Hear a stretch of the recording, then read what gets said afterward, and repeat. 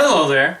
We're in the high-tech age right now with computers being able to do more and more. Of course, it's a technology that has really evolved a lot over the years to the point where computers from even 10 years ago seem old hat and quite funny in retrospective.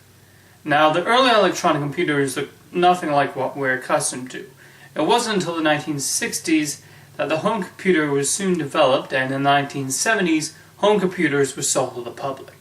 When personal computers came on the market, they looked like this. No mouse and a pretty basic monitor, just black screen with green text. Oh, and information was stored on these things, floppy disks, which confused me when I was younger because they're not the least bit floppy. For all you younger people watching this, this was the equivalent to a USB drive today, only with much less storage. The earliest operating system I remember is the MS-DOS, and it definitely looks primitive nowadays, but at the time it was state-of-the-art, though I most remember it for its games, like Crystal Caves. Don't you just love those sound effects?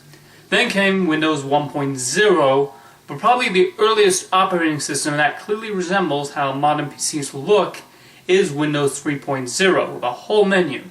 Again, these graphics were huge technological leaps at the time, and now Microsoft added a mouse. It was easier to access and pretty much had all the necessities. Windows 3.0 was pretty much a launching pad that led the way to Windows 3.1, Windows 95, Windows 98, Windows 2000, Windows XP, and then whatever new operating system Microsoft is releasing now. And before any of you ask, no, I've never used a Mac. I've nothing against Apple, I've just always been a Windows person.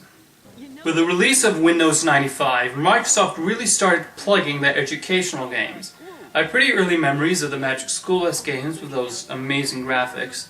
I also think the early demise of encyclopedias can be attributed to Encarta 95 and so on. Microsoft also teamed up with Dorling Kindersley to create another series of encyclopedia educational CD-ROMs, which I also remember fondly. Though I also found this pretty funny interview from 1992 about said CD-ROM series and the growing technology. You all know what this is. It's a CD. But this CD goes inside a computer. But it's not a record, it's a reference book. I'll give you that, Alan. Okay. If you could just pop it inside. The book that we're going to be looking at is Musical Instruments, and here it is. CD-ROM disc will take 650 megabytes. In fact, we brought 600 floppy disks into the studio here. Look at that lot. Does that mean that floppy disks are going to become a thing of the past? No, not entirely, no. Yep, floppy disks are definitely going to be around forever. Needless to say, those people who invested in Encyclopedia Britannicas must feel really silly right now. However, the main aspect of computers that has aged the funniest over the years is the Internet. The Internet was originally devised for use by governments and universities. Then somebody had the bright idea of making it available for everyone. Now, some of my younger viewers are lucky to have grown up in this age of high-speed Internet. Back in my day, the Internet was incredibly slow, you couldn't use the telephone at the same time, and you heard this irritating sound every time you dialed it up.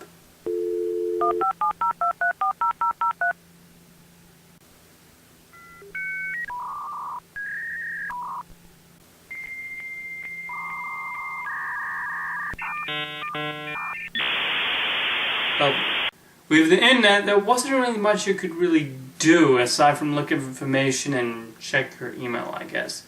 Let's face it, most websites back in the 90s now look like they were done by 10-year-olds on GeoCities. Needless to say, a lot of companies came in to use this new Internet fad and failed miserably. Remember Netscape and CompuServe? How about when Disney invested in something called the Go Network? Yeah, good move, Michael Eisner. However, the most infamous was definitely America Online. They advertised this so much at the time to the point of sending you 1 million trial discs per month, none of which were even opened and are probably sitting in a pile in the cellar gathering dust. It even reached the point where its partnership with Warner Brothers led to a romantic comedy just to advertise it. Okay, so You've Got Mail is actually pretty good, but it was still an example of how much they really wanted the public to use AOL. They thought it was the future of the Internet, and it's especially funny now looking at how they advertise that high speed. America Online introduces new version 4.0. There has never been a better time to get online. The easiest just got easier. Instant messages. I can customize my email. My niece sent me a picture. If you have a phone line, you can be online. It's the easiest way to keep up with old friends. Everyone I know is on it. We've spent over $1 billion to create a state-of-the-art high-speed network, and with 56K, connections are faster than ever. It's the ultimate local guide. New 4.0, check it out. It's my connection to the world. America Online, so easy to use, no wonder it's #1. 56K, wow, that's really not that impressive anymore. Even the almighty Internet Explorer is no longer top dog anymore, as Firefox pretty much destroys it.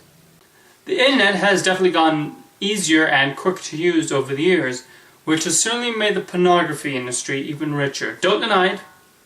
I know you have the other tab open.